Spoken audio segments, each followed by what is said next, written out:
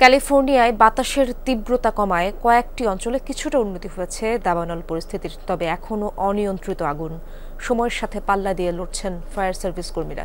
Loss অ্যাঞ্জেলসে এখনও জারি রয়েছে রেড ফ্ল্যাগ। প্রায় ১৫০০ ফায়ার ইঞ্জিন নিয়ে কাজ করছেন ১৪,০০০ ফায়ার ফাইটার। ব্যবহার করা হচ্ছে ৮৪টি এয়ারক্রাফট। রোববার স্থানীয় সময় রাত থেকেই আবার বাড়তে শুরু করেছে বাতাসের তীব্রতা। আবহাওয়া বিভাগ বলছে মঙ্গলবার নাগাদ ঘন্টায় ৯৬ কিলোমিটার গতিতে প্রবাহিত হতে পারে শুষ্ক বায়ু সান্টা আনা। এরই মধ্যে নতুন কয়েকটি স্থানে ছড়িয়েছে আগুন।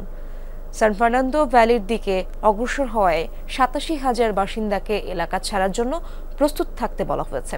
ক্যালিফোর্নিয়ায় ভয়াবহতম দাবানলে প্রাণ গেছে ১৬ জনের, নিখোঁজ আরও ১৬ জন।